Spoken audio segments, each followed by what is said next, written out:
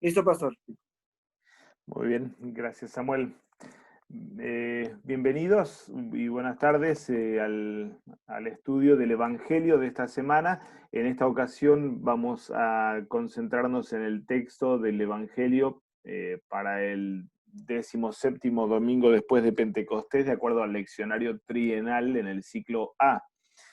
El texto que hoy vamos a estar considerando y que se predica el domingo es Mateo 21, capítulo 21, versículos 23 hasta el 32, si uno incluye la última parte que es la parábola de los dos hijos.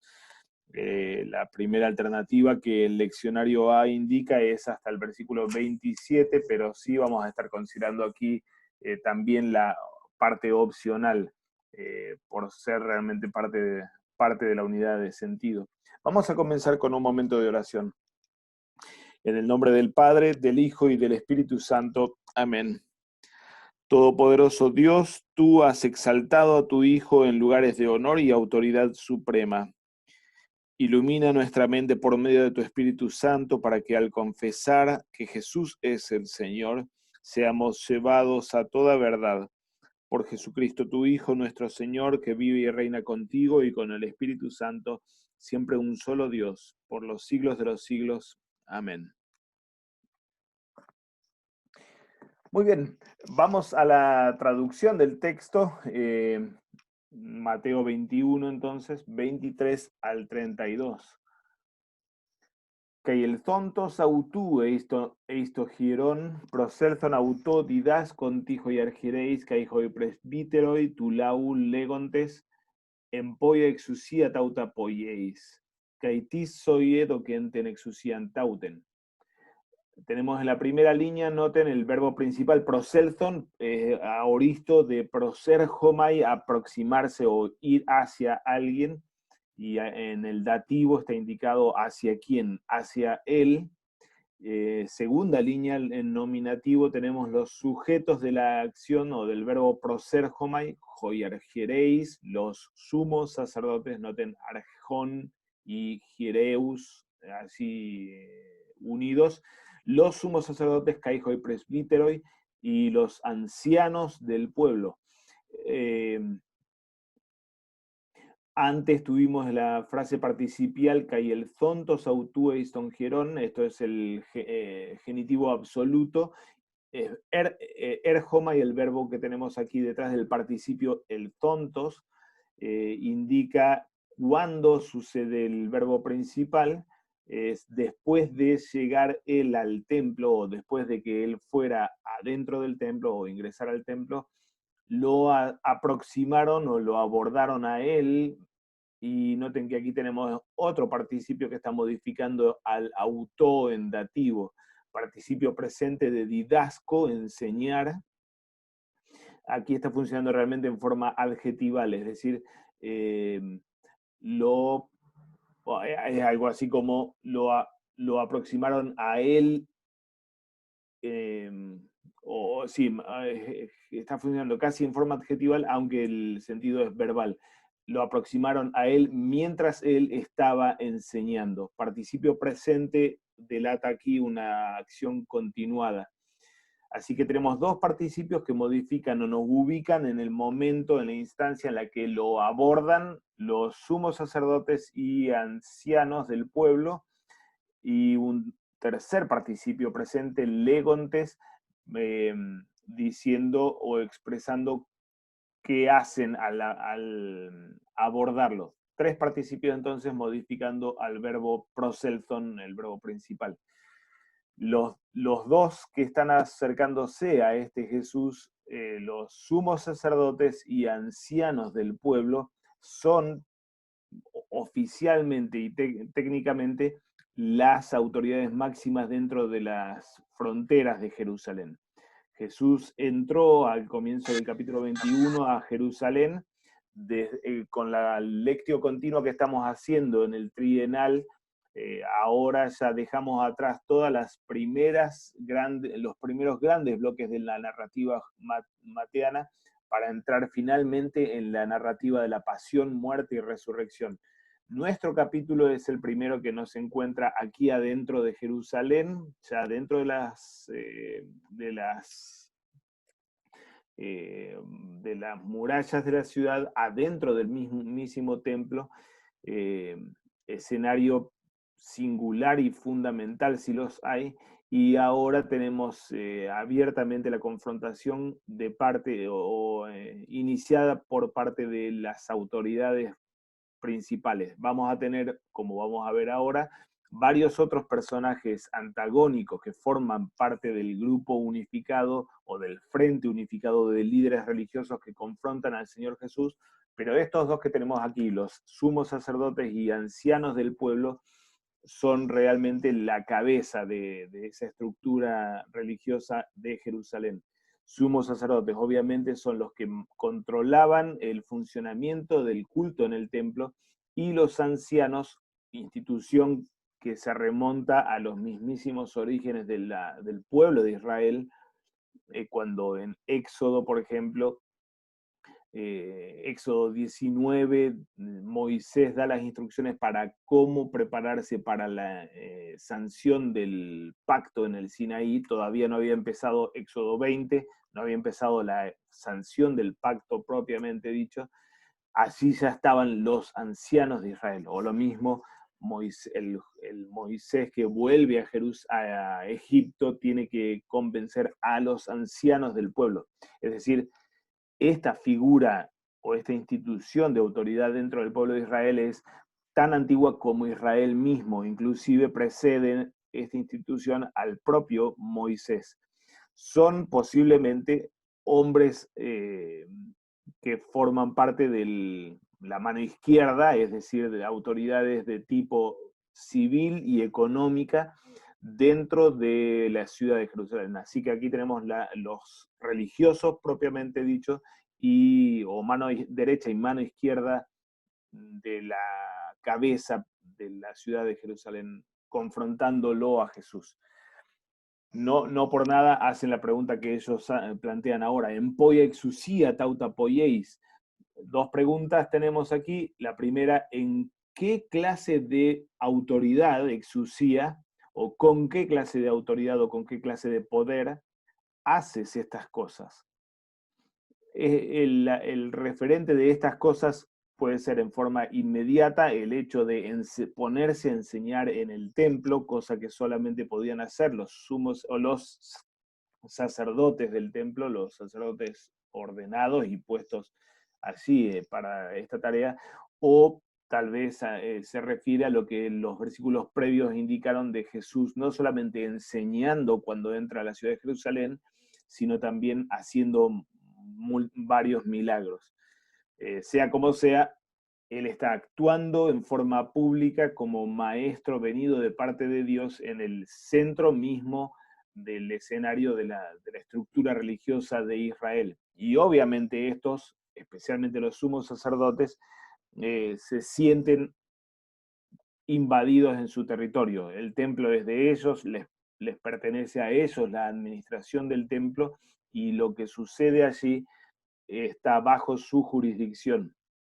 Así que la aparición de esta figura realmente temida o problemática y actuando en forma pública es obviamente un problema de invasión de terreno desde la perspectiva de ellos, ¿no? Así que la pregunta es totalmente propia o apropiada. ¿En qué clase de autoridad haces estas cosas? ¿O con qué clase de autoridad haces estas cosas? Segunda pregunta: ¿Caití soy?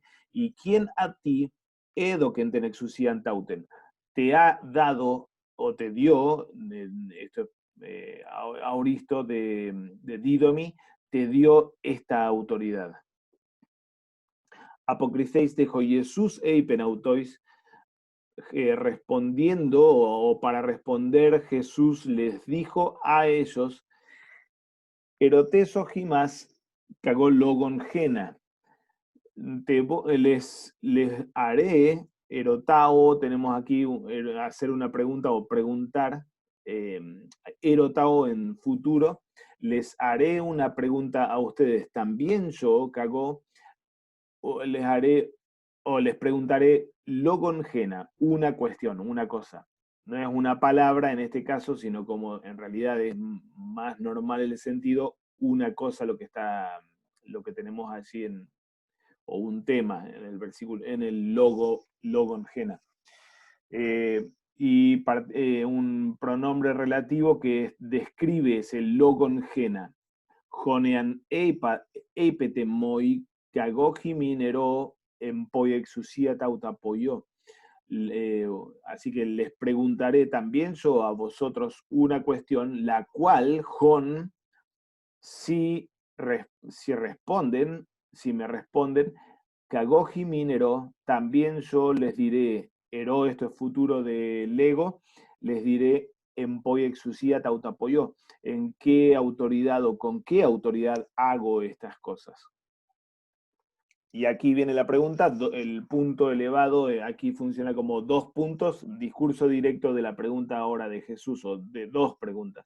To baptisma to Ioannu pothenen, exuranú e exantropon. Noten aquí tenemos dos pronombres, o 2 artículos definidos, perdón, to y to. El primero que encierran, perdón, al sustantivo baptisma, bautismo, y luego al genitivo Ioannu de Juan.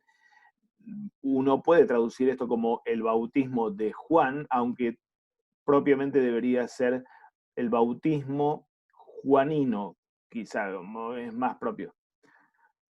Aquí el énfasis está puesto realmente en el bautismo. Obviamente en Juan, porque no es administrado por cualquiera este bautismo del que habla Jesús, sino específicamente del bautismo de Juan, pero el punto aquí primordialmente es por el origen de dónde era el bautismo, el de Juan, o el bautismo juanino. Exuranú e exantropon, del cielo o de los hombres. Esta es la pregunta que hace Jesús o les plantea como contrapregunta y condición para responder a su primera pregunta. Abre el versículo 25 y 26 entonces una sección bien interesante, casi parentética, para describirnos la discusión interna entre los líderes religiosos. Joide dielogitsonto en geautois legontes, pero ellos empezaron a discurrir o a razonar o a discutir. Dialogizomai viene del logos, o del ego, o logos, mejor dicho, más que hablar, aquí el énfasis está puesto en la razón.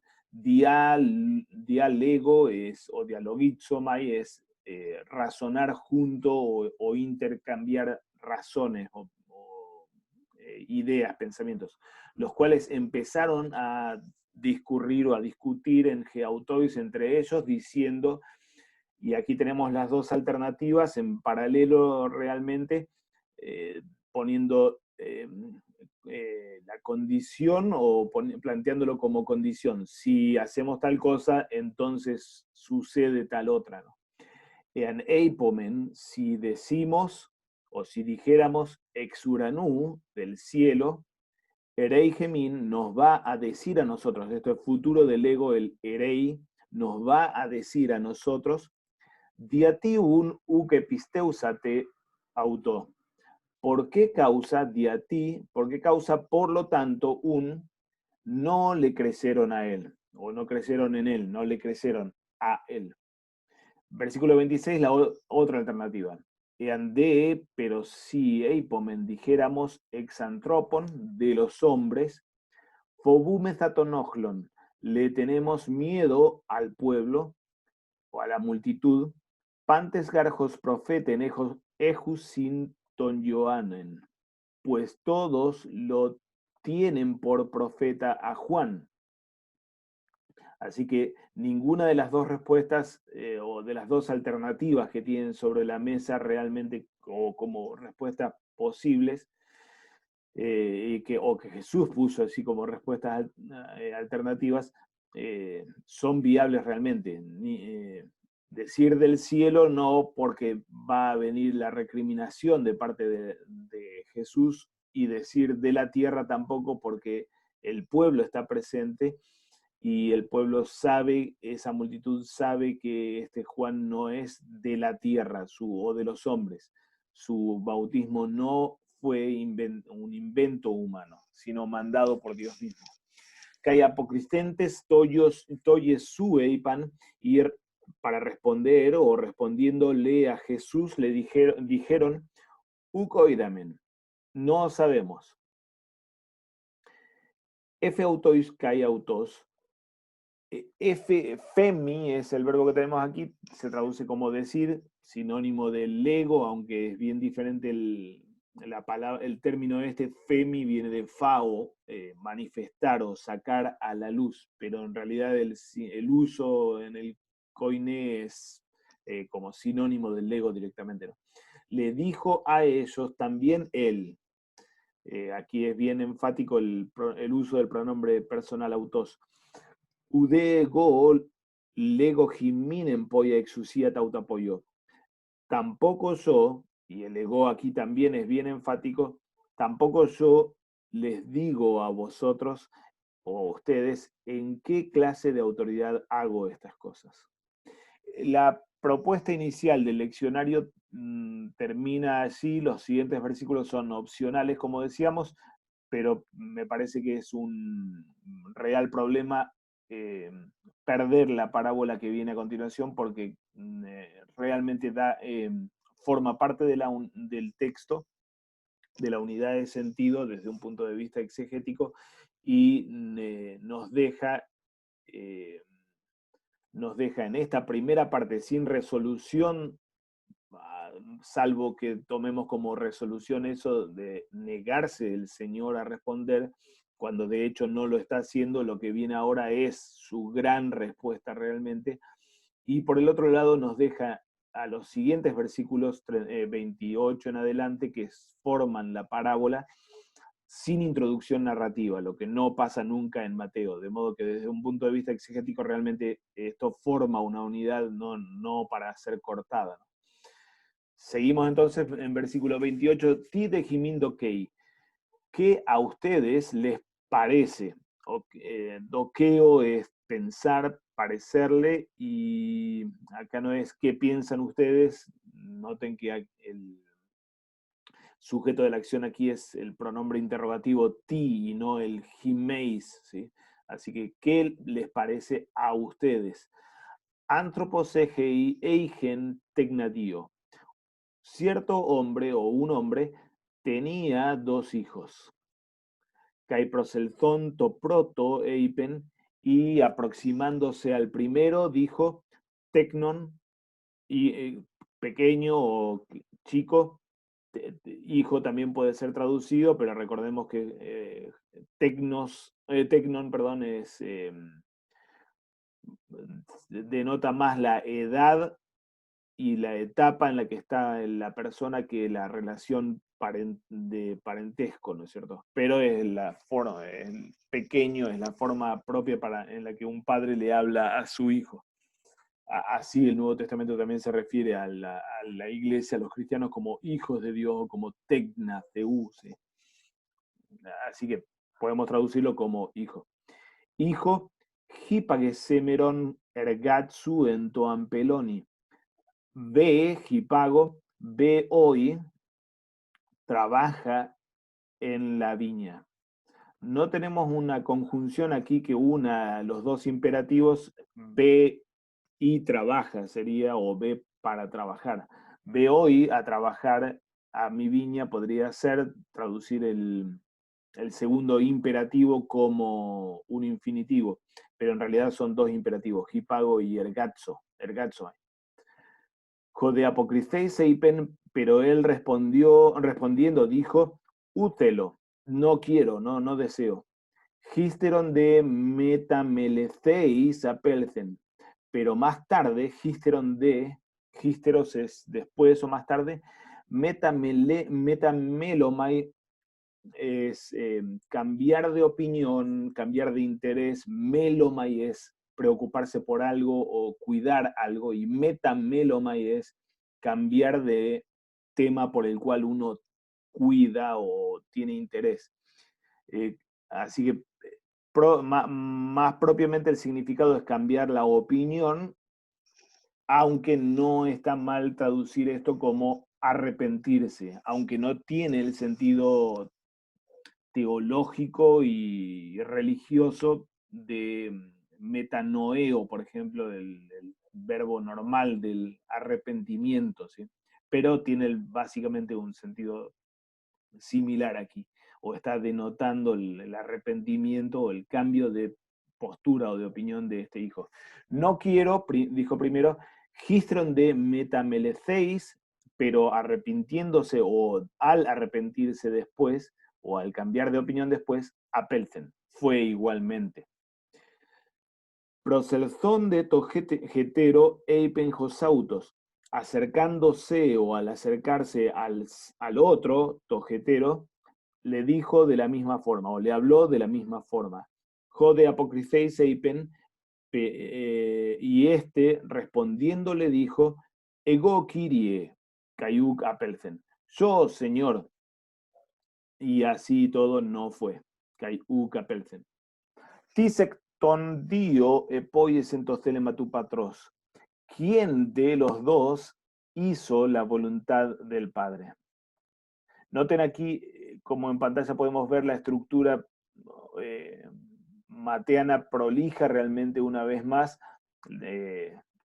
la simetría que tenemos en todo sentido entre las dos preguntas que enmarcan a la parábola propiamente y que hacen de esta parábola no solamente una parábola, sino una especie de enigma. Jesús, de hecho, la está enmarcando en preguntas a ser respondidas y que demandan entonces esa respuesta.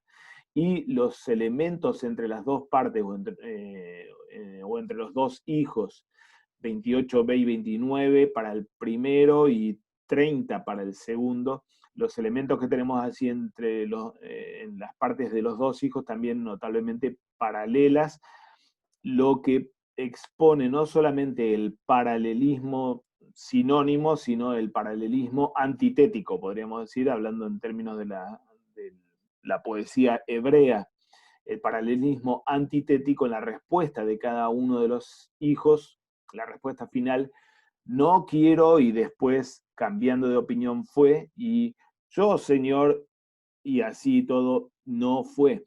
Son las dos respuestas, cada una con, podríamos decirlo, dos tiempos. La expresión primera de la indisposición o de la alta disposición del segundo, y lo que finalmente sucede. Uno sí va, el otro no va. Así que el paralelismo que tenemos aquí no solamente es una cuestión de memoria y de estrategia de narrador de Mateo, de la prolijidad propia de Mateo y de Jesús al contar las historias, sino especialmente están realzando el contraste que existe entre el primer hijo y el segundo. Ante la pregunta con la que termina así, versículo 31, Jesús, ¿cuál de los dos hizo la voluntad del Padre? La respuesta es obvia, Joprotos, el primero, dicen ellos. Son los líderes religiosos. Lege autois ho Jesús, les dice a ellos Jesús, amen lego jimin, joti hoitelonai, kai hai pornai, pro agusin jimas, eisten basileian tu theu. De cierto les digo, ciertamente les digo a vosotros que hoitelonai, kai hai pornai, los cobradores de impuestos y las prostitutas, pro agusin, proago es ir adelante de o adelantarse, los cobradores de impuestos y las prostitutas van delante de ustedes o les sacan ventaja a ustedes, eistem basileian tutheu, hacia el reino de Dios. Van adelante de ustedes hacia el reino de Dios. Elzengara, Ioannes, prosgimas en jodódica yosines, cayuque pisteusa te auto. Pues el Gara acá va a explicar por qué la frase amén o la sentencia amén que acaba de decir Jesús diciendo los cobradores y las prostitutas van delante de ustedes hacia el reino, pues vino Juan hacia ustedes en camino de justicia y no le creyeron.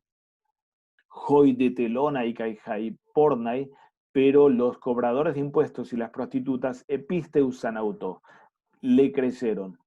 Jiméis de y dontes, y ustedes, inclusive viendo, al ver la conversión de los cobradores de impuestos y de las prostitutas, ude metemelecete gisteron, ni siquiera se arrepintieron más tarde, tupisteusai auto, a fin de creerle a él. Aquí Jesús decodifica parte de la parábola hablando acerca de poniendo ahora en el contraste entre estos líderes religiosos y los peores miembros de la sociedad judía e israelita, los cobradores de impuestos y las prostitutas. No solamente con esta primera frase del versículo 31 o la sentencia del versículo 31, sino explicando por qué esa sentencia, versículo 32. Y la respuesta la respuesta de fe o de creerle a, es decir, la respuesta de obediencia, de fe a la predicación juanina del camino de justicia que cada uno tuvo, ustedes, líderes religiosos, versus cobradores de impuestos y prostitutas, la respuesta que cada uno tuvo frente a la predicación juanina ubica a cada uno en ese lugar diferente. Los líderes religiosos no le creyeron inicialmente y ni siquiera lo volvieron a pensar después al ver a los cobradores de impuestos arrepintiéndose y creyéndole a Juan el Bautista. Ni siquiera lo volvieron a pensar a fin de también creerle ustedes a él. Muy bien, hermanos, aquí tenemos el texto completo. No sé si hay preguntas sobre traducción en sí.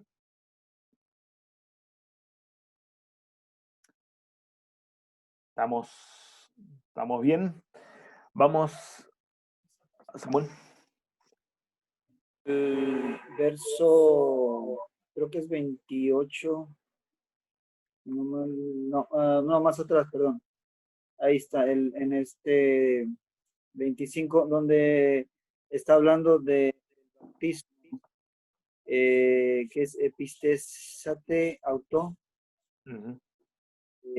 Está hablando de creerle, cuando dice creyeron en él, es creyeron en la palabra de Juan como tal, es decir, o en Juan como tal, como un profeta enviado o un enviado, o está hablando de creer en el bautismo. Ahí sí no. Sí, yo creo que uno no debería hacer una distinción entre una y la otra, o tal vez lo que uno podría decir una tríada entre lo que Juan predicaba, la persona de Juan y el oficio de Juan, y el bautismo en sí, realmente forman una unidad, por varias cosas. La predicación llevaba al bautismo, pero al mismo tiempo el bautismo era la predicación o era parte constitutiva de la predicación, como contenido, pero al mismo tiempo el acto de bautizar era realmente una predicación en sí, una predicación de llamado al arrepentimiento, y finalmente fue la gran predicación en la que el Padre mismo entró en acción con la voz desde el cielo. El bautismo de Juan fue el contexto propio para la predicación sublime en la que la voz del cielo dice: tú eres mi hijo amado, en quien me deleito. Entonces, predicación y bautismo son realmente en Juan una unidad definitiva. No creo que uno no podría separar esto. Y como decía, Juan como profeta y su predicación o su oficio obviamente tampoco. Es como decir, separar la palabra del evangelio del oficio pastoral, una cosa por el estilo, ¿no? Y tal vez utilizando los mismos términos del bautista: yo soy una voz que grita. Es decir, su único propósito así era dar voz a la profecía de fin de los tiempos, ¿no? Entonces realmente aquí el creerle es un combo completo, ¿no? Y creo que la pregunta no es inapropiada, me parece que viene fantástico. Aquí hay un signo igual entre tomar a Juan como profeta enviado por Dios, igual a escuchar con atención y con un corazón obediente la predicación en sí, lo que dice Juan, igual a someterse a su bautismo en arrepentimiento y en espera del fin del mundo, del fin de los tiempos, del juicio final que viene, ¿no? Realmente las tres cosas son una misma vista desde distintos lados, ¿no? Así que aquí el creerle a él es ese combo completo, ¿no? Y realmente la carga de significado me parece que uno tiene que darla en forma completa. ¿Qué significa creerle o no creerle? Especialmente así como Jesús mismo decodifica aquí al final, es ese combo completo, es tomarlo como enviado por Dios, escuchar o atender y creer lo que él predicó. Entonces cuando él predicaba, este es el Cordero de Dios, le crecieron, y someterse efectivamente al bautismo o pasar por su bautismo en penitencia, ¿no? Bien, gracias, pastor. No, está buena la pregunta. Bien, no sé si hay más preguntas, si no avanzamos a intertextualidad, hermanos. Eh, hay un montón realmente y mucha cosa aquí de intertextualidad. Aquí no vamos a leer en esta primera parte con respecto a las dos figuras a las que ya hemos hecho mención, sacerdote o sumos sacerdotes y ancianos.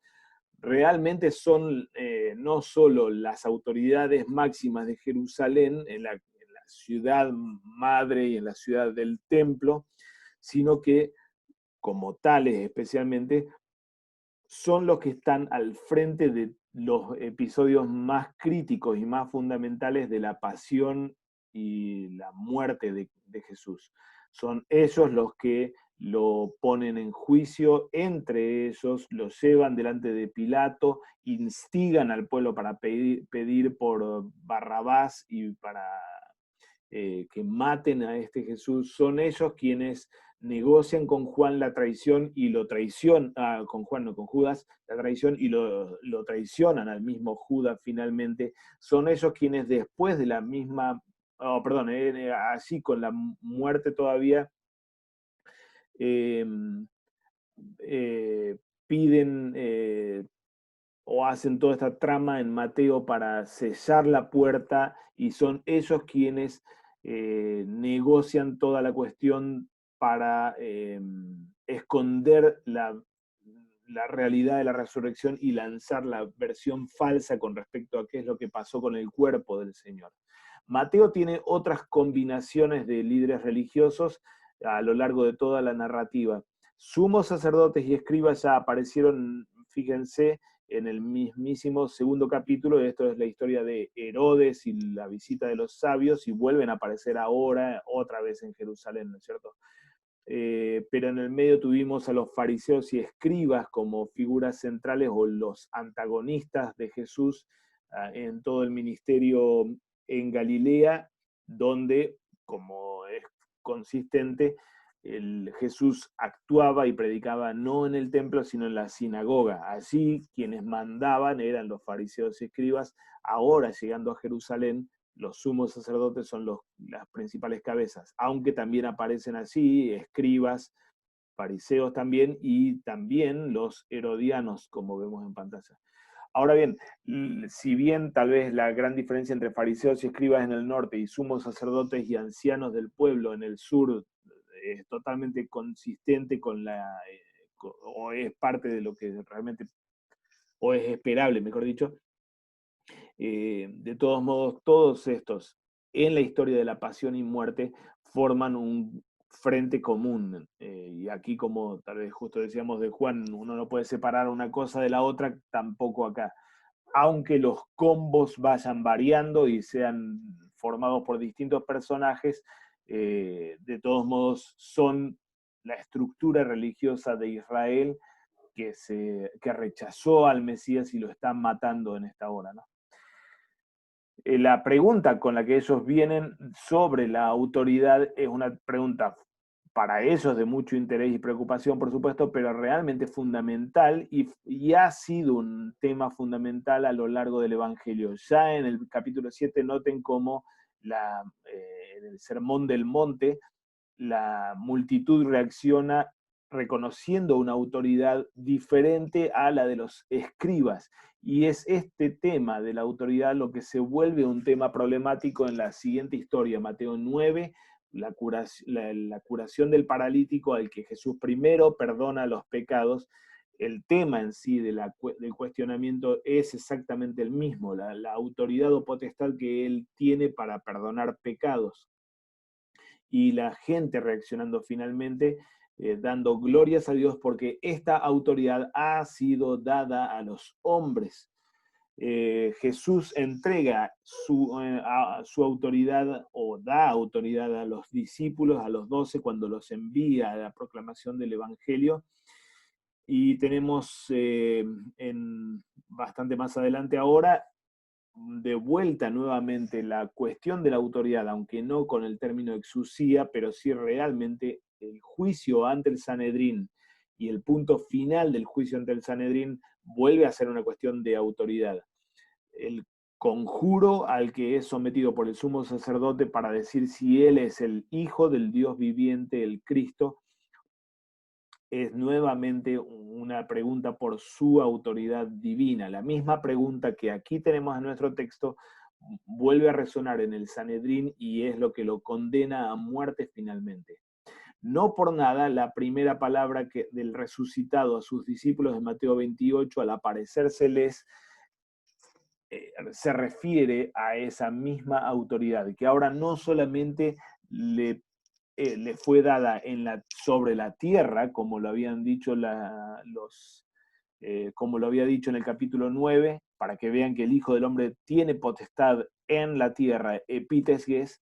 Ahora en el capítulo 28 vuelve a resonar el epítesges, la exusía epítesges, y se le agrega ahora también el en urano al Cristo humanado, a la naturaleza humana de Cristo, ahora exaltada en la resurrección. No solamente le ha sido conferida la autoridad divina en la tierra, sobre la tierra, sino también en el cielo.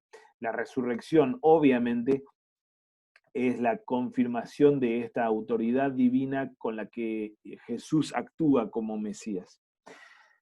Notablemente el mismo tipo de cuestionamiento que tenemos aquí, empoia dinamei, empoio onomatie, poiesate tuto gimeis, es la pregunta con la que confronta el Sanedrín nuevamente, o los sumos sacerdotes, a Pedro y Juan cuando hacen una curación del paralítico y predican en el templo.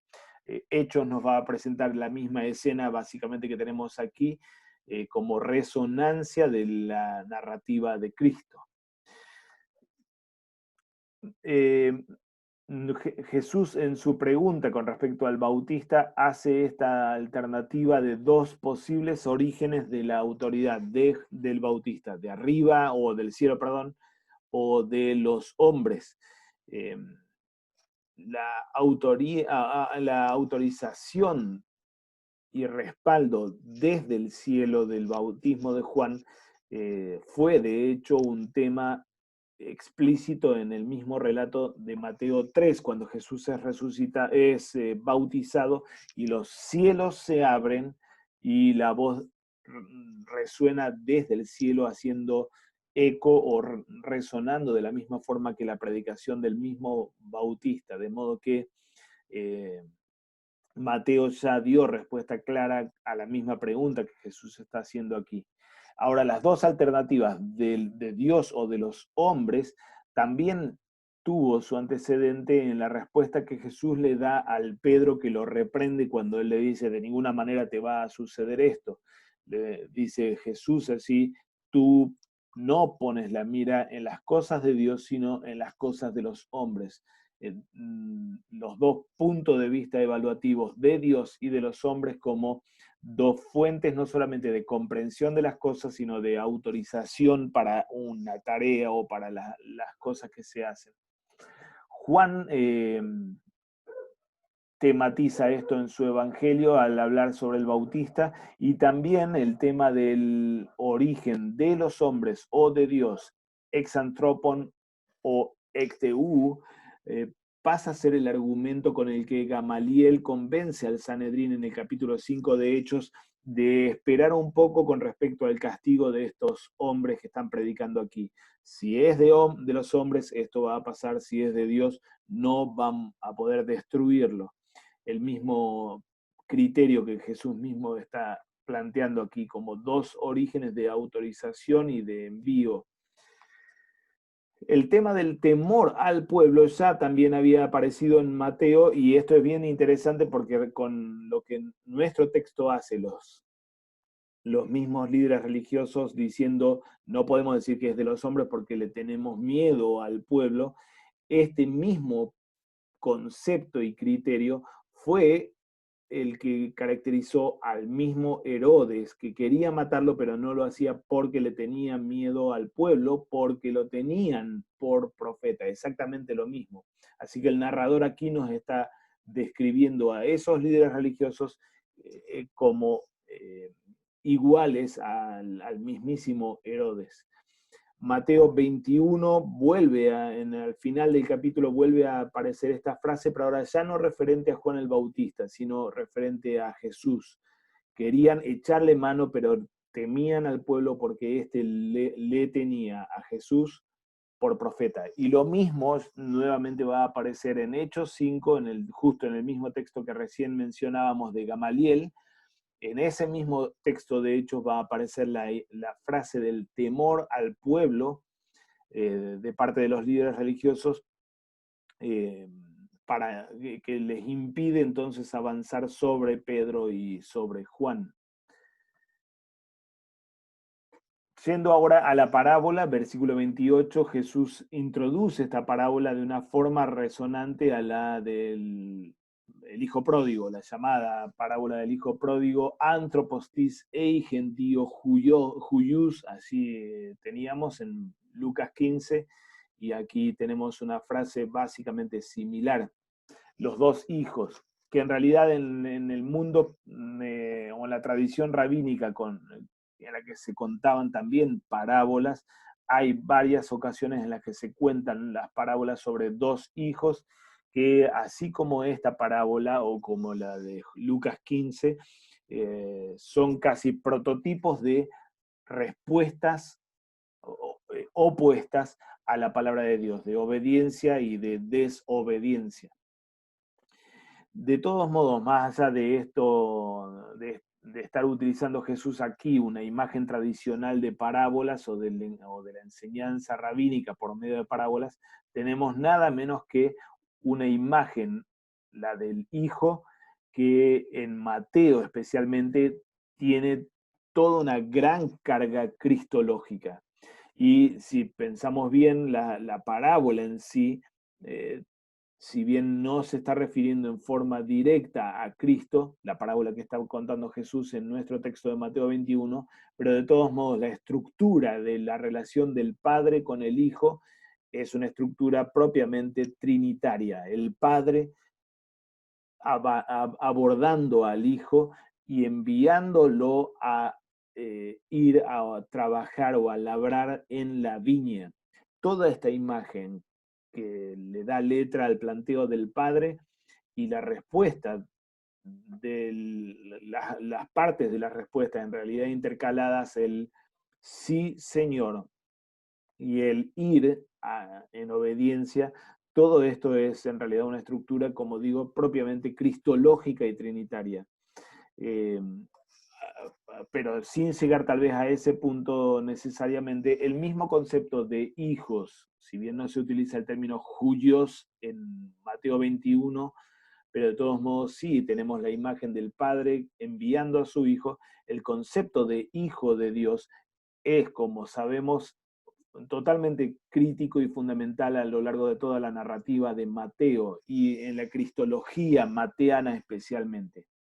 En los otros evangelios juega su rol muy importante, Marcos especialmente, ser hijo de Dios en Marcos es fundamental, como describiendo la naturaleza divina de ese Jesús, pero aquí en Mateo el concepto cristológico o el título cristológico de hijo de Dios tiene una carga de significado un poco diferente y totalmente central en la cristología mateana. Para Mateo, Jesús es primordialmente hijo de Dios, en el sentido de ser el verdadero Israel. Recordemos que así nombra Yahvé al pueblo de Israel en el Éxodo 4, 22, si mal no recuerdo. Yahvé le manda a decir al faraón, deja salir a Israel porque Israel es mi hijo. Y así lo plantea Yahvé a la relación con el faraón en torno al pueblo de Israel y al primogénito de Egipto también, en términos de padre-hijo, que viene a tomar a los suyos, a su hijo y a adoptarlo. Mateo describe al niño Jesús en el capítulo 2 una y otra vez, con dos textos del Antiguo Testamento: de Egipto llamé a mi hijo y Raquel llora a sus hijos. Describe al niño Jesús especialmente en torno a los términos huios y tecnon, como lo tenemos en pantalla.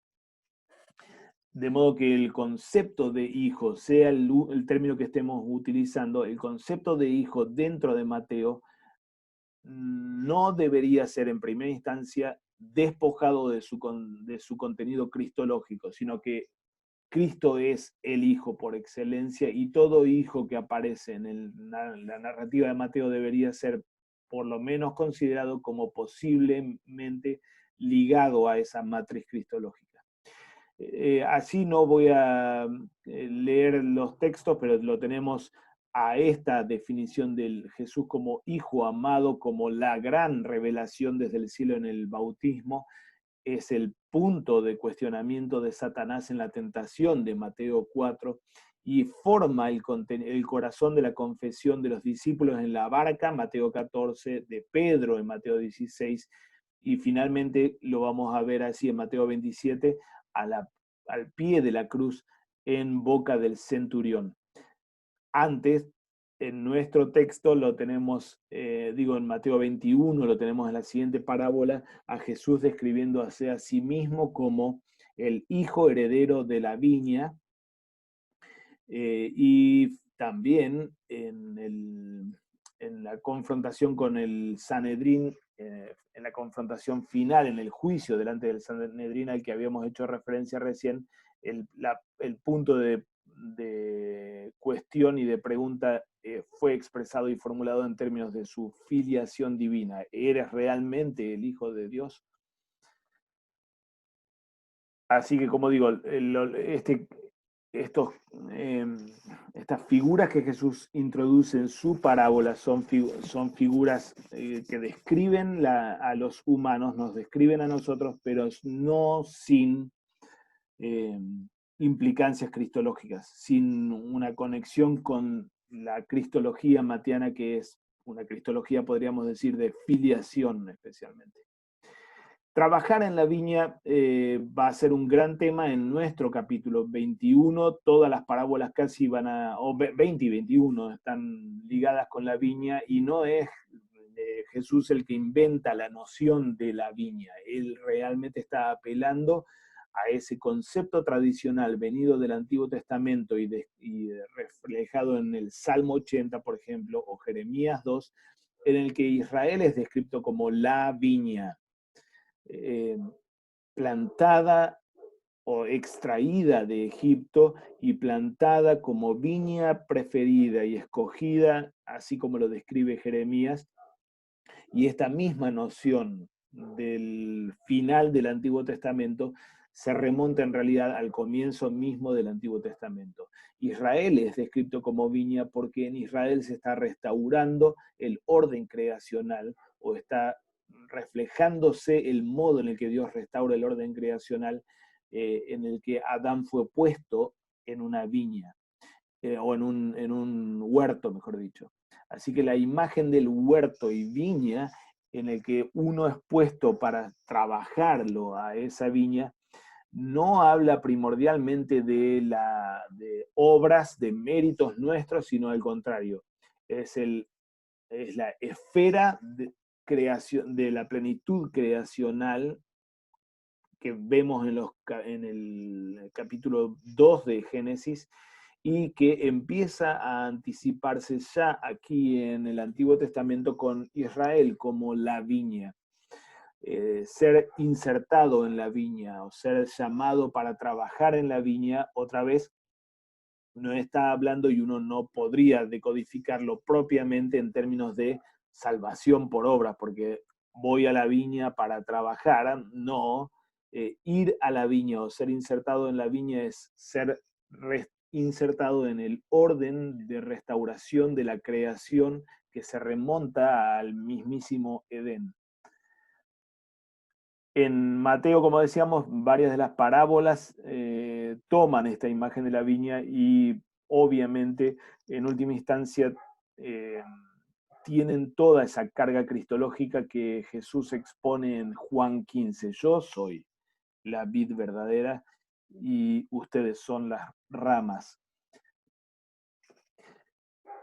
El concepto de hacer la voluntad del Padre y cuál es la voluntad del Padre, ya hemos visto esto en alguna otra ocasión, también es un tema muy cargado a lo largo de Mateo. Jesús enseña a orar hacia los suyos y se concentra en este tema especialmente en torno a aquellos que oyen sus palabras y las hacen o creen en esta palabra. En la revelación de este Cristo. Mateo 26 nos va a poner a Jesús en el Getsemaní y él como hijo que sí solamente quiere la voluntad del Padre, o mejor dicho, pide que no se haga lo que yo quiero, uk se gotelo, así lo pone en el versículo 39, sino que se haga totelemasú, tu voluntad. Juan 6, si bien estamos en otro evangelio, pero quizá es el texto que refleja mejor el concepto neotestamentario de qué es hacer la voluntad del Padre. Es que creáis en el que Él ha enviado. De modo que el hacer la voluntad del Padre tiene en realidad como el contenido primordial la fe que cree en la confesión cristológica. Obviamente tiene todas las implicancias morales y éticas y de acción o activa, pero primero y principal, hacer la voluntad del Padre es creerle a la palabra de este Jesús, como de hecho nuestra parábola va a terminar siendo decodificada también, ¿no es cierto?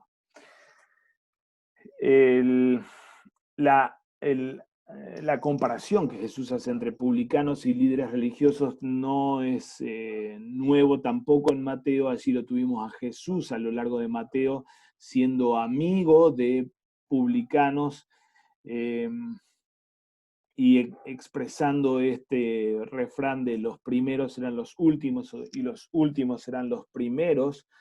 Mientras que a los escribas Jesús mismo los expone y describe luego en el capítulo 23 de Mateo como los que dicen pero no hacen, tal cual el hijo, el segundo hijo que dice, sí, yo Señor, pero no va finalmente.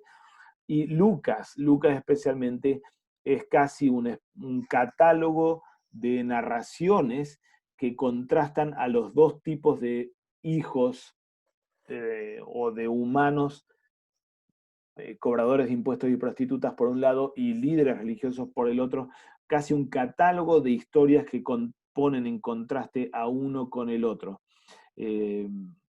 Los publicanos que sí se bautizan y los fariseos que no se bautizan, Lucas 7, la prostituta que sí le sirve a Jesús y el fariseo Simón que no lo atiende en su casa, Lucas 7 todavía, el cobrador de impuestos y el fariseo que van a orar al templo, cada uno mirando para un lado exactamente opuesto, y la apertura de la salvación en casa del cobrador de impuestos, Zaqueo.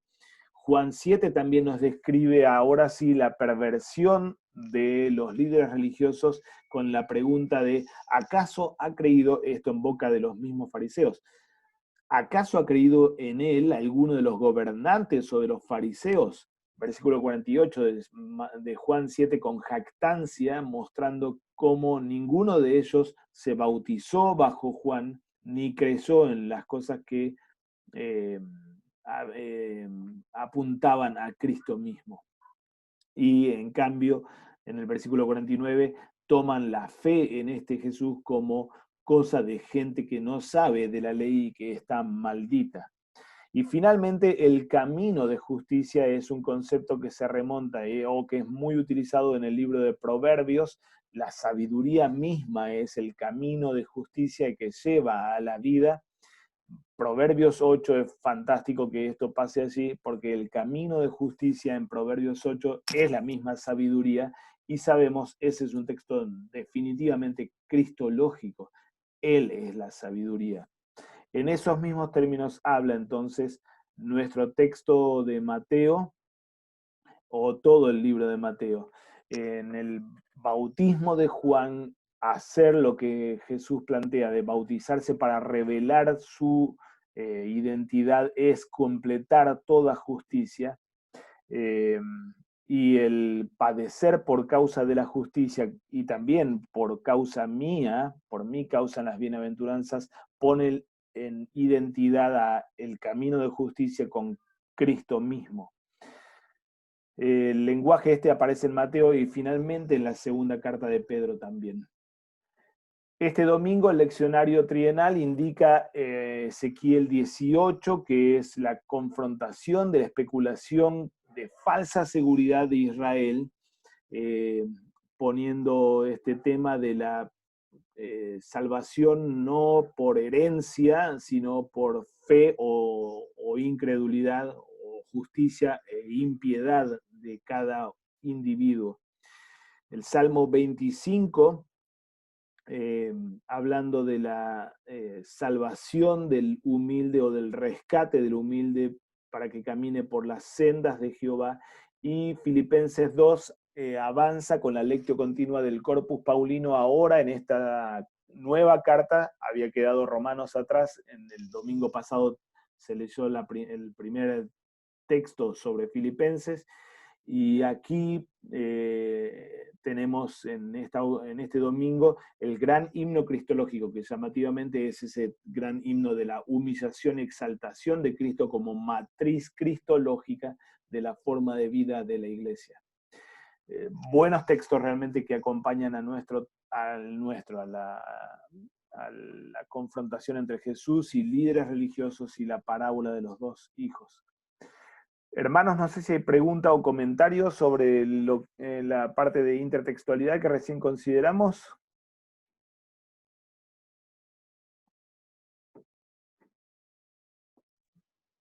Sí, pastor. Interesante la parte esta, ¿no? De esta intertextualidad que nos trae ahora acomodando mucho como esta parte de los dos hijos y todo esto que está en torno, ¿no? Al tanto a lo que trae Cristo mismo en esta confrontación, ¿no?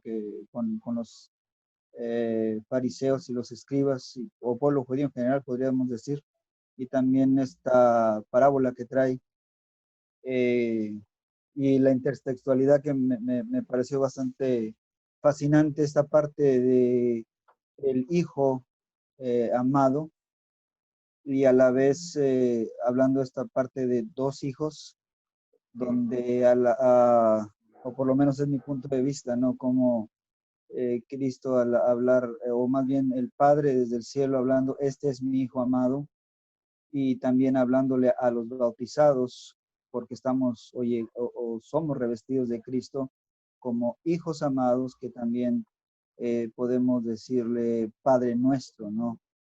Solamente por causa de Cristo y por este revestimiento, este bautismo que se nos da en Él. Y es la historia interminable de esta parábola de los dos hijos, el que escuchó, el que sí vino en su obediencia pasiva y activa, y aquellos que decimos yo, Señor, en el bautismo, pero de pronto nos quedamos ahí, ¿no? No vamos, no avanzamos en la vida cristiana y nos mantenemos en esta tensión de simul justus et peccator, ¿no? Entonces, de pronto hijos que dicen sí, pero no van y no hacen la voluntad del Padre, por más que a la vez siempre tenemos que estar orando que se haga su voluntad aquí en la tierra como en el cielo, porque Cristo la hizo y oramos para que nosotros también la hagamos, esta voluntad de Él, y siempre nos mantenemos en esta tensión, ¿no? Pero es interesante todo esto que nos trae este texto, y por lo menos esta parte a mí me pareció bastante Sí, sí, fascinante, ¿no? En cuanto a nosotros siempre el Cristo de las escrituras, de la proclamación de la palabra, como este Hijo perfecto, este Hijo redentor, obediente, que vino a este mundo, y como Filipenses también lo trae, y a la vez nosotros, estos hijos también, que nos mantenemos en esta tensión de estar bajo este Hijo obediente y que por eso somos llamados santos, pero a la vez siendo el otro hijo que no hace la voluntad a la vez, ¿no? tal cual. Sí, realmente el abanico de temas teológicos que abre Jesús con esa parábola, y al mismo tiempo el abanico de posibilidades, especialmente para la instrucción desde este texto y para la predicación desde este texto, es, es muy rica realmente, ¿no? Toda la dimensión cristológica, bautismal, de arrepentimiento y la descripción de lo que somos realmente, ¿no? Eh, Fariseos por naturaleza, esos soberbios que dicen sí y que creen tener seguridad, o que lo dicen en esa jactancia, yo, Señor, eh, realmente afirmándose sobre su propio ego, o su propio ego, como lo digamos en griego o en español, afirmándose sobre su propio ego para realmente no ir en nuestra desobediencia, en nuestra incredulidad. Pero este hijo que está diciendo la parábola, es no solamente aquel que dijo ego Kyrie, sino que efectivamente Apelcen fue a la viña, vino a la viña para ponerla en orden, o para purificarla, limpiarla y darnos entrada en esa viña, ¿no?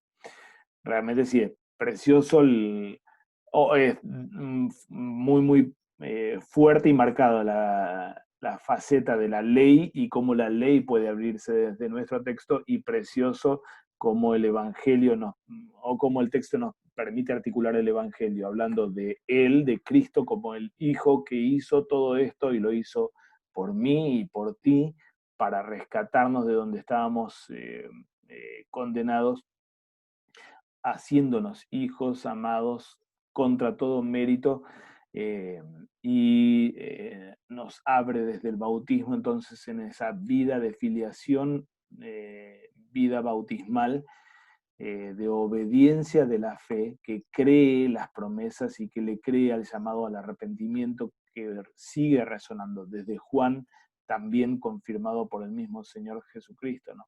Realmente sí, la variedad de temas, como digo, doctrinales y pastorales o homiléticos son fantásticos, ¿no? Sí. Gracias, Samuel. A usted, No sé pastor. si hay algún otro comentario o pregunta, hermanos.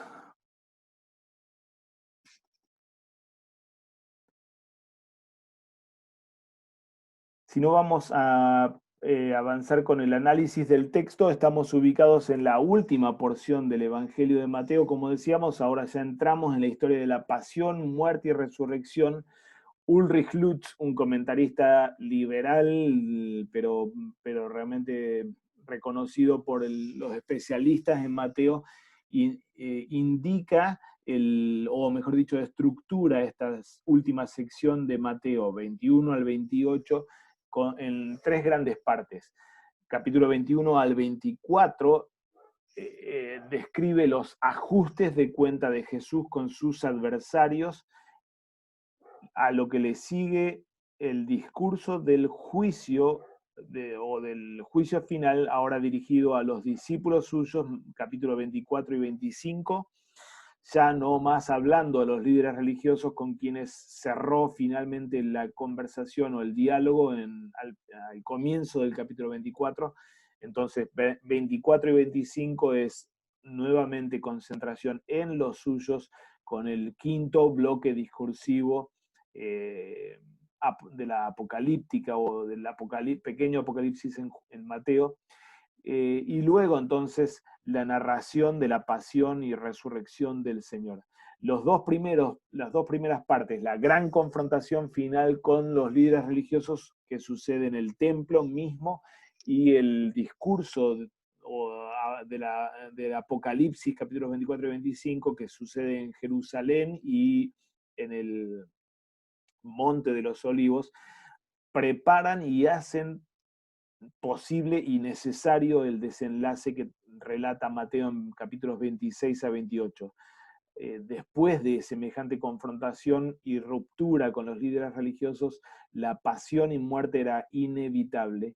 Y después de la preparación a sus discípulos, la pasión y muerte y resurrección Jesús se abrió en la posibilidad a esto, preparándolos a los suyos con ese discurso final de lo que sucedería en la misma cruz, el fin de los tiempos.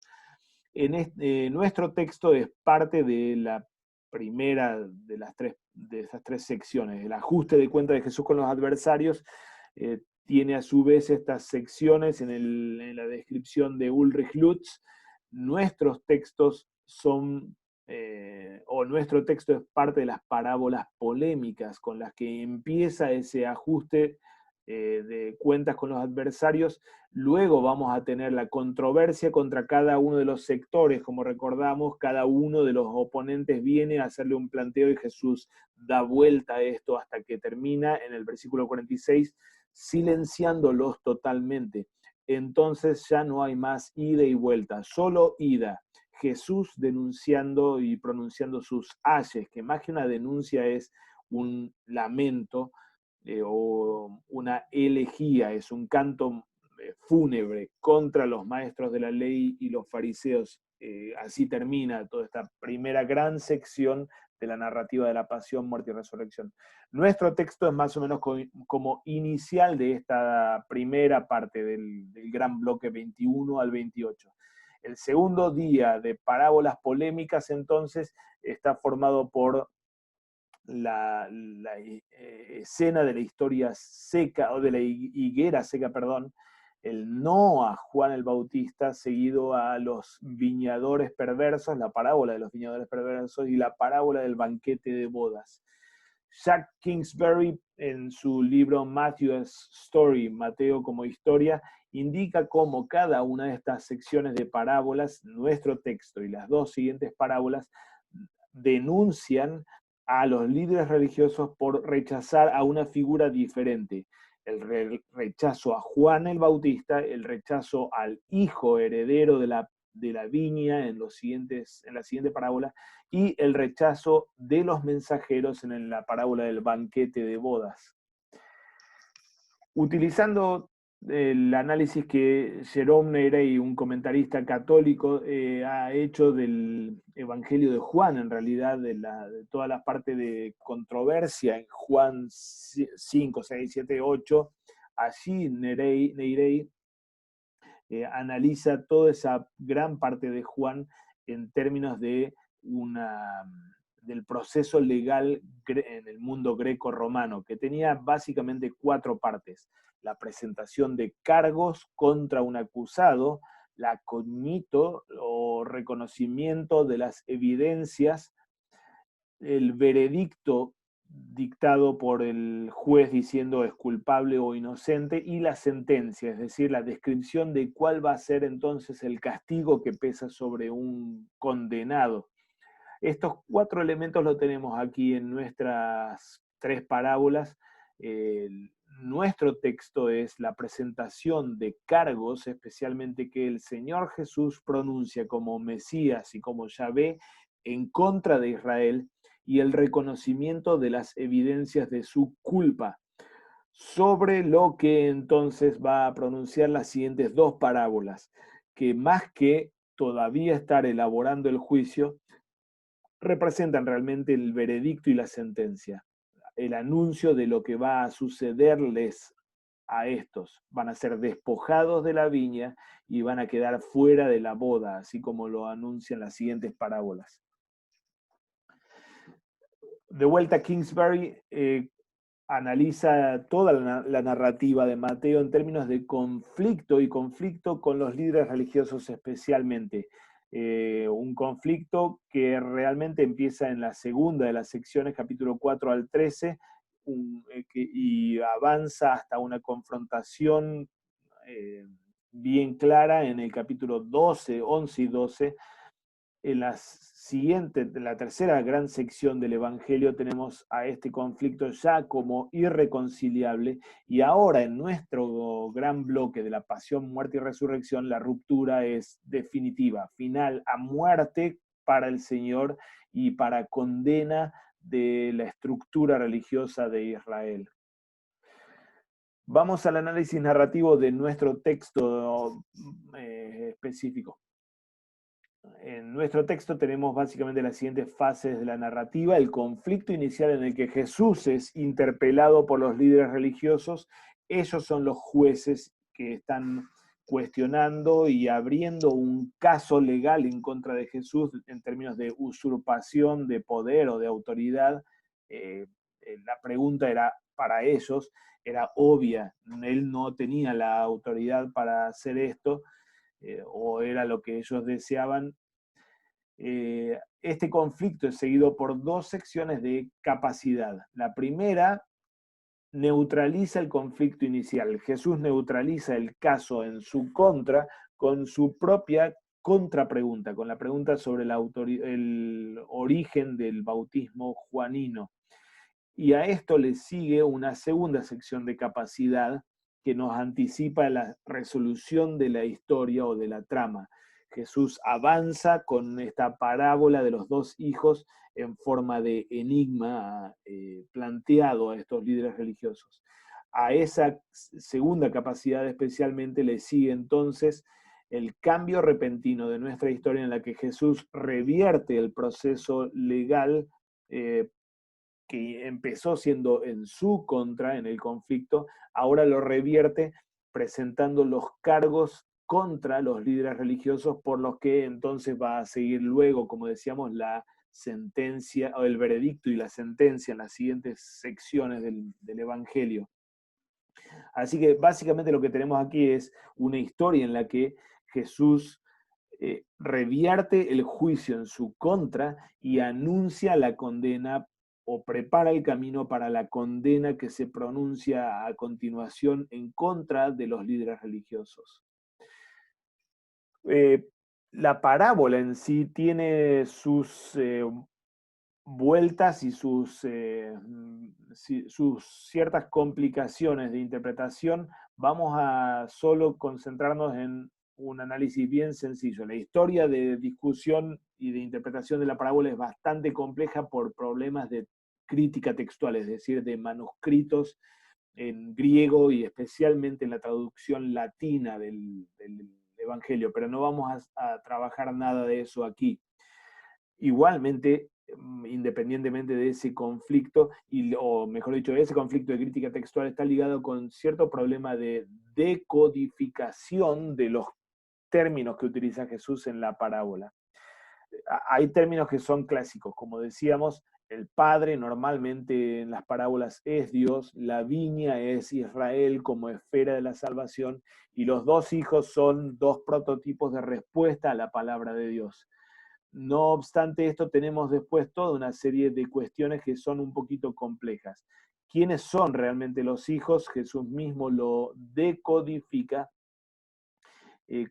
¿Dónde o a qué se refiere con la invitación del padre a los hijos? O mejor dicho, ¿cuándo sucede esto?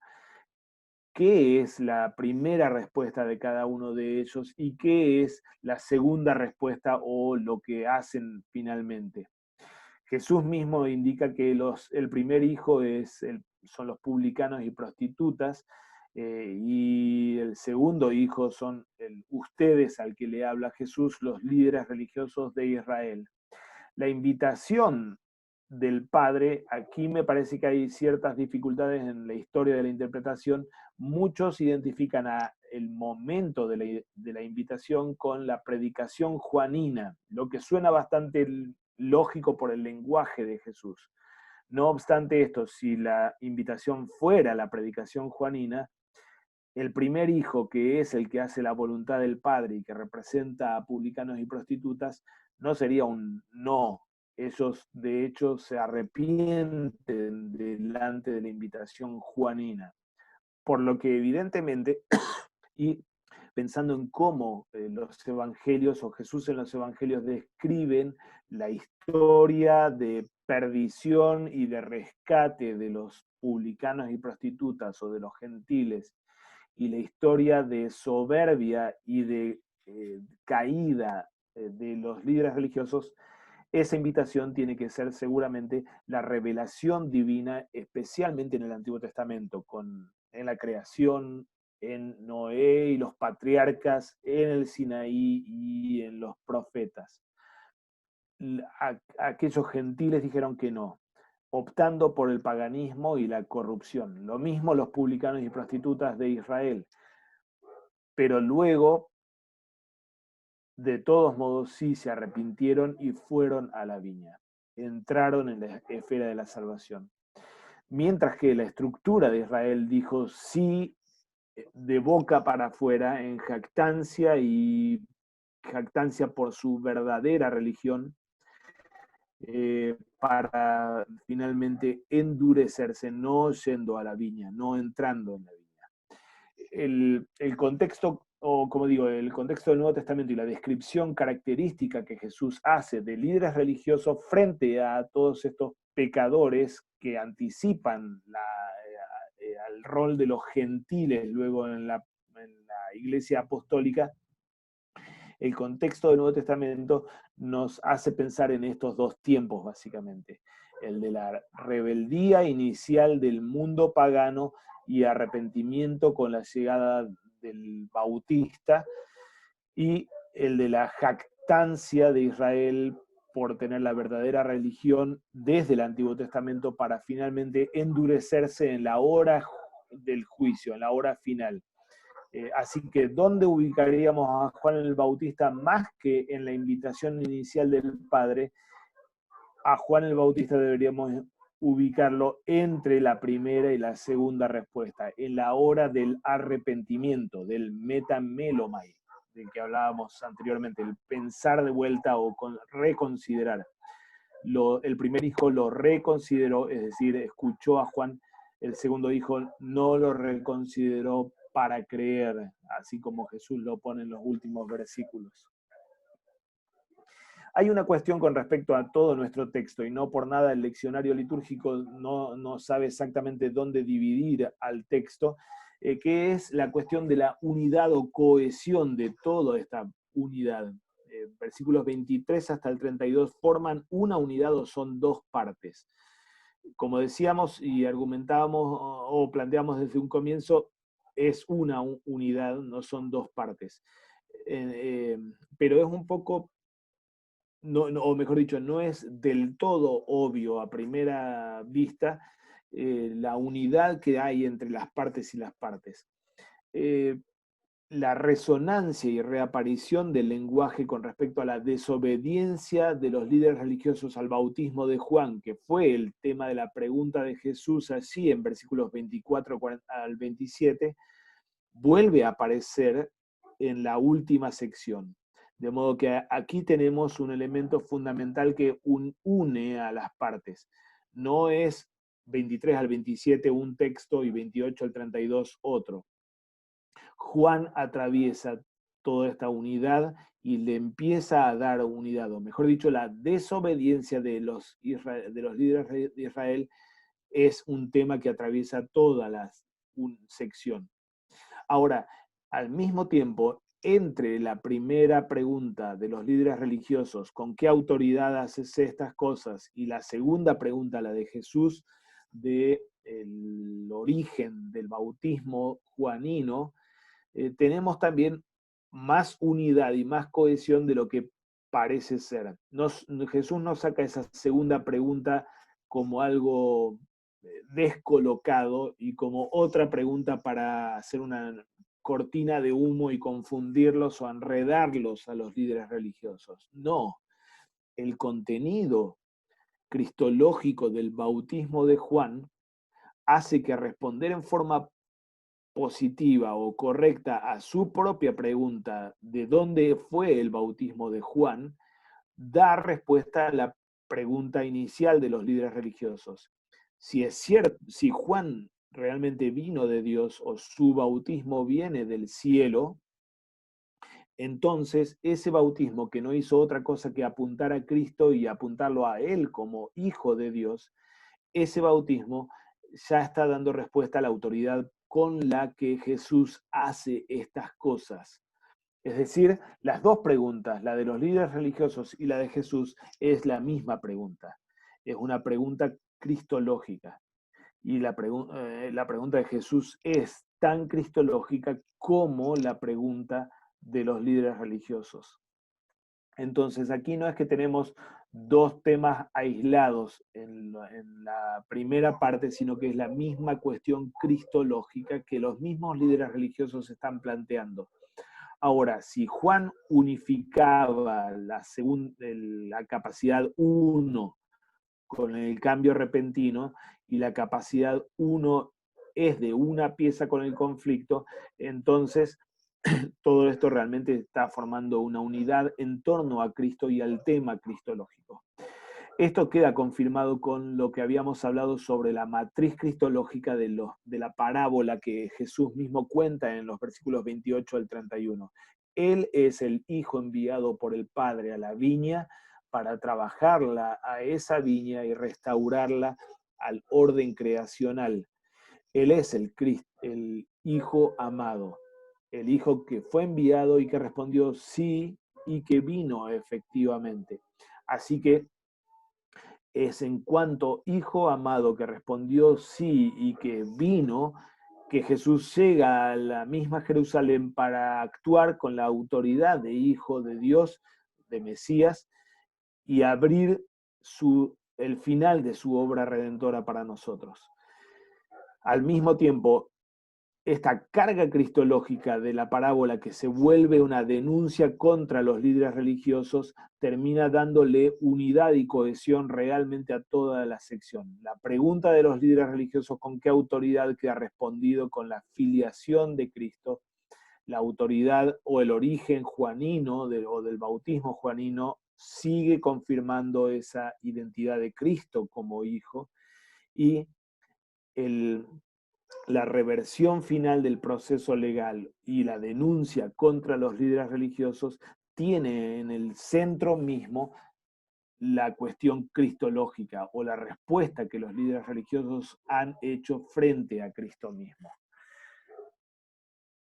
Para pasar en limpio esto que estábamos diciendo recién, ahí dejo una placa que es un resumen de lo que acabo de decir, pero formulado un poco diferente entonces. El bautismo de Juan prepara la llegada del fin en el llamado al arrepentimiento, muerte a toda justicia propia e impenitencia, y apuntando al Mesías, que es anunciado como mi Hijo amado.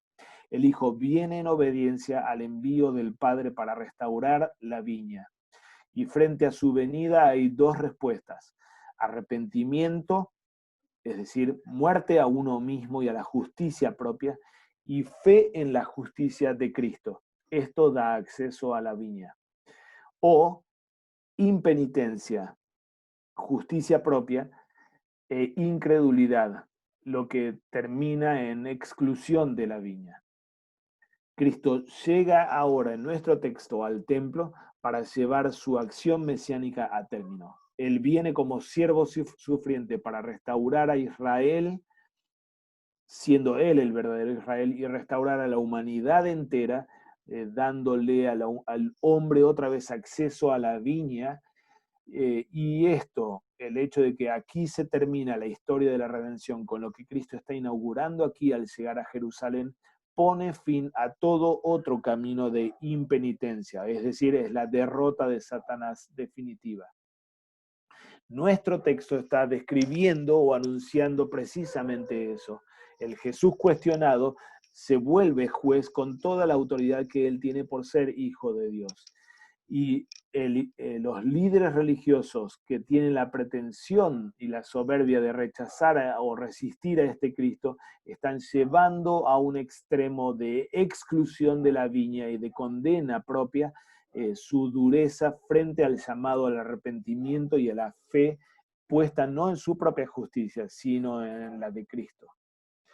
En términos de analogía de la fe, tenemos realmente los tres artículos, segundo, tercero y cuarto de la Confesión de Augsburgo en el centro del escenario, el reconocimiento de nuestra impiedad y de nuestra necesidad absoluta de perdón de pecados, la centralidad de Cristo como nuestra justicia, por la que somos justificados por gracia, solamente por medio de la fe. Los tres artículos, segundo, tercero y cuarto de la Confesión de Augsburgo, realmente son la médula doctrinal de nuestro texto. En términos del catecismo menor, creo que aquí tenemos especialmente bautismo, vida bautismal y absolución en su matriz cristológica, cosa que es totalmente consistente con el catecismo menor. El lenguaje de la cuarta parte principal sobre el bautismo no es otra cosa que una reedición del segundo artículo del credo. Así Cristo hizo eso para nosotros y aquí, o para todo el mundo en el credo, y aquí lo hace en mí, para mí. De modo que el viejo Adán muere y el nuevo Adán, Cristo, vuelve a revivir afirmándose él como Mesías, como hijo de Dios y haciéndome hijo de Dios también. Dejo así algunas citas de las confesiones, catecismo menor, catecismo mayor sobre confesión y absolución y artículos de Esmalcalda sobre la denuncia contra el falso arrepentimiento de los papistas y la afirmación del verdadero arrepentimiento al que Juan el Bautista nos llama a morir a toda justicia propia a fin de que nuestra confesión, nuestra certeza no sea dudosa, sino certera, por pararse sobre la justicia de Cristo y no nuestra propia justicia. Y la fórmula de concordia en el artículo tercero sobre la justicia de la fe delante de Dios, que pone este gran énfasis cristológico o la matriz cristológica de la justicia por la cual somos justificados. Me parece que es especialmente un gran texto, un texto fundamental. Tal vez lo leo, no, lo dejo allí. Sí invierto tiempo con una breve pasada por un sermón de David Skear sobre nuestro texto, aquí hay solo en puntitos, y aquí terminamos entonces. Un sermón que David Skear predicó en 1990 sobre nuestra parábola. Nuestro evangelio trata acerca de la lucha entre la voluntad del hombre y la de Dios. Es casi una parábola acerca de la vida cristiana. No hay nadie que no haya dicho no primero para más tarde ser convencido de creer en Cristo y decir que sí. No hay nadie de los cristianos. La parábola es un espejo que refleja nuestras vidas divididas. Somos como los dos hijos. A veces no mantenemos nuestra promesa y en otras instancias cambiamos nuestro no por un sí. Cuando Jesús contó la parábola, ella representó un profundo juicio en contra de los judíos que, sabiendo que él era el Mesías, se negaron a creer en él y en la verdad que ellos sabían. Pero al mismo tiempo es un gran mensaje de misericordia por aquellos que primero habían dicho no, las multitudes de gentiles, entre las que están nuestros propios ancestros, para insertarlos en la salvación en Cristo. Esa es nuestra historia, salidos del paganismo. Fuimos hechos herederos por pura gracia. Pero con este mensaje de gracia viene al mismo tiempo la solemne advertencia contra todo grupo de personas que enarbolen su pasado y el de sus ancestros como base para la falsa seguridad. Cada generación debe creer y confesar nuevamente. Pero esta parábola de los dos hijos queda incompleta si no hablamos de aquel otro hijo que vino de Dios y no solamente dijo que sí, sino que actuó en perfecta coherencia. Él dijo: Padre, que no se haga mi voluntad sino la tuya. Y nos enseñó a orar del mismo modo: hágase tu voluntad.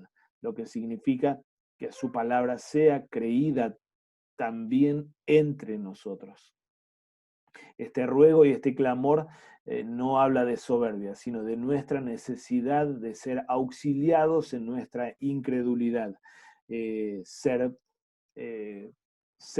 cobrador de impuestos y prostitutas que reconsideran su camino para volverse en arrepentimiento y depositar su confianza en la única justicia que se sostiene delante del Padre, que es la que este Cristo que entra ahora a Jerusalén va a abrir para la humanidad, muriendo en sacrificio perfecto y abriendo la nueva vida de justicia en su propia resurrección.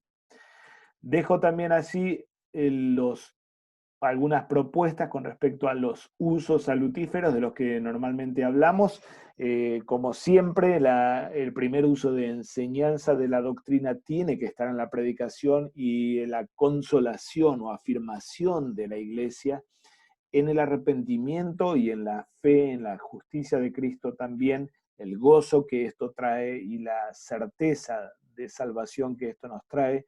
Tiene que ser un gran énfasis en la predicación, pero en nuestro texto, como un texto de advertencia y reprensión contra la soberbia farisaica que todos traemos, no puede faltar un tercer centro de gravedad. Creo que tiene que ser el cuarto uso de reprensión de la impiedad contra nuestra ibris o soberbia y pretensión de controlar sobre las cosas de Dios como los sacerdotes lo estaban haciendo en nuestro texto, y contra la pretensión de control en nuestra propia justificación, pretendiendo ser justos por nuestras propias obras o por nuestra propia fe, como si fuera la fe una obra propia.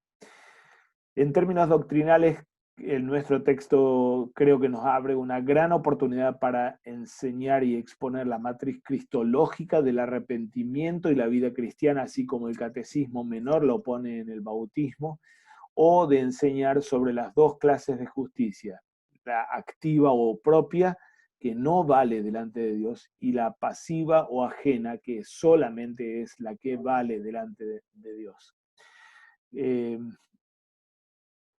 Gran texto, y como decíamos, que abre todo un abanico de posibilidades catequéticas y homiléticas también, llamándonos al arrepentimiento, volviéndose una gran advertencia para nuestra soberbia y abriendo una promesa de consuelo certero y seguro para aquel que por la obra del Espíritu Santo muere a su propia justicia y vive en Cristo, vive en la justicia de este Cristo.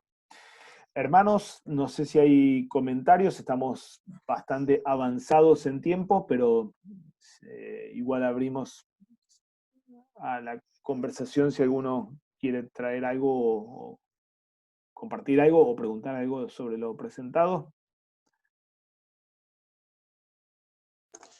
Profesor, Hablo. tengo una consulta. ¿Qué opina usted acerca de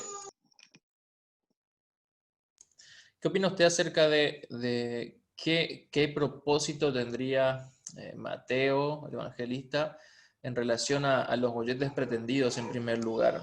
O sea, leyendo el texto o escuchando sobre el sermón de Esquer, me trajo algo de luz sobre, por ejemplo, esto de que aquellos especialmente que fueron de los gentiles y que primero dijeron no, pero después dijeron sí, pero para un judío, por ejemplo, ¿por dónde cree usted que ¿qué función tendría este texto? Porque, por ejemplo, con los discípulos, en los casos anteriores, en las parábolas anteriores, eran ellos los que planteaban las preguntas y Jesús les respondía a los discípulos, pero en este caso está respondiendo a los mismos líderes judíos. Entonces, bueno, es más que nada eso. ¿Qué opina usted sobre eso?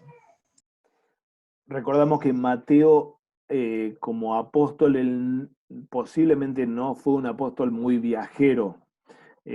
Su oficio apostólico lo ejerció primordialmente en la tarea catequética, no solamente para los catecúmenos, es decir, para quienes entraban del judaísmo a la iglesia cristiana, sino también la catequesis en términos de formación teológica de la iglesia y de sus ministros.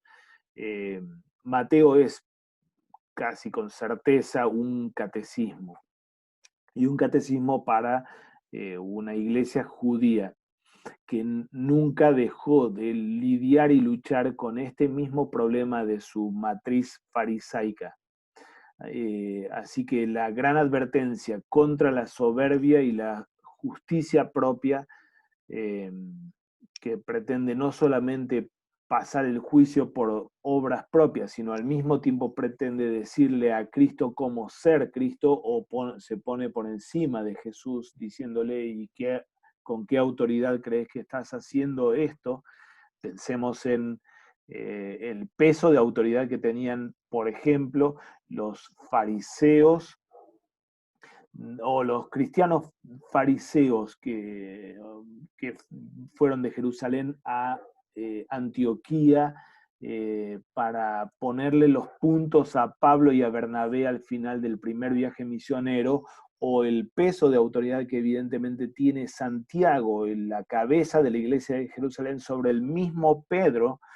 Pensemos en cómo esa pretensión de autoridad en realidad está íntimamente ligada con su estirpe, su origen judío y judaizante.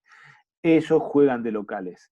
Entonces, inclusive los apóstoles, por judíos que sean, vienen desde un punto de vista de la historia de la religión, con ciertas novedades, como estas que abrió Cristo. Desde el marco y las presuposiciones judías, que sí tenían todo el peso de autoridad, Moisés y la estructura religiosa judía, entonces ellos sentían, los mismos cristianos de Jerusalén, tenían la tendencia y tuvieron la tendencia a juzgar sobre Cristo mismo y sobre las cosas del cristianismo, sobre la fe cristiana. Así que Mateo, en este texto, como en muchos otros a lo largo de su evangelio, realmente confronta todo tipo de soberbia judaizante.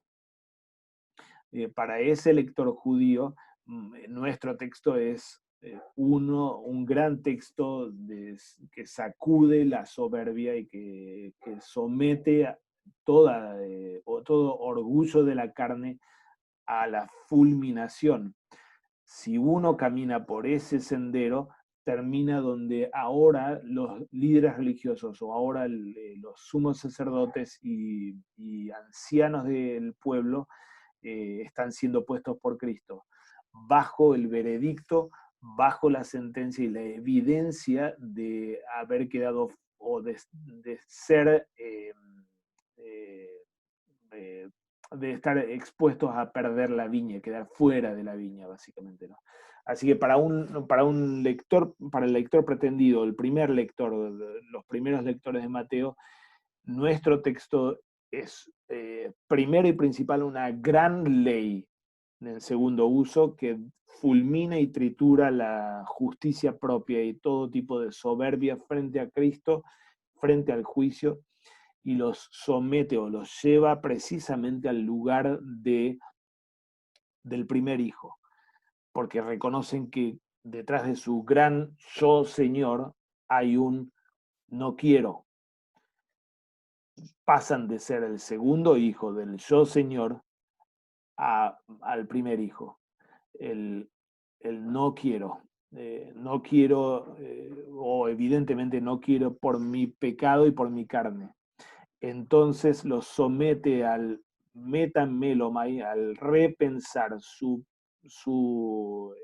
estado para creerle al llamado del arrepentimiento de Juan, reafirmado por Cristo, y creerle a la promesa de evangelio que Juan anunció, ese es el Cordero de Dios, y que la voz del cielo en Mateo anunció, este es mi Hijo amado, y que Cristo ahora viene a efectuar justamente en la narrativa de pasión y muerte.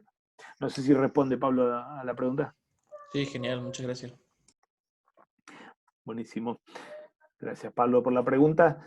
Hermanos, estamos en tiempo. Gracias por la paciencia y la participación también. Deseamos que el Señor bendiga la predicación, que nos llame al arrepentimiento a todos los oyentes que cargamos con esa misma peste del viejo Adán, soberbio, divinizado y jactancioso, para poder en arrepentimiento, después de reconocer cuánto le hemos dicho no quiero, volvernos a Él y confiar en sus promesas de perdón y disfrutar, gozarnos en esas grandes promesas de perdón y de salvación que Él abrió para nosotros. Nos invita a nosotros, sin ningún tipo de mérito, a ser parte de la viña. Y esto no es a hacer buenas, o mejor dicho, a hacer obras meritorias, sino ser parte de la viña es volver a disfrutar del orden creacional con el que Dios en su perfección y amor nos soñó y que ahora Cristo está restaurando para la humanidad. Que el Señor los bendiga en esta tarea y bendiga la predicación de ustedes. Amén. Gracias, pastor. Hermanos, un abrazo. El fin de semana, el miércoles próximo estamos empezando, si mal no recuerdo, un formato diferente que va a ir intercalado con este formato, ¿no es cierto?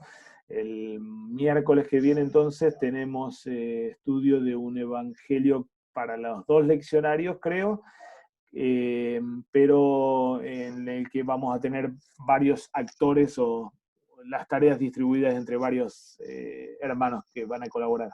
Así que vamos a ir intercalando un miércoles de una forma y otro miércoles de la otra. Bendiciones y que el Señor los acompañe. Dios los guarde, hermanos. Gracias por todo. Adiós.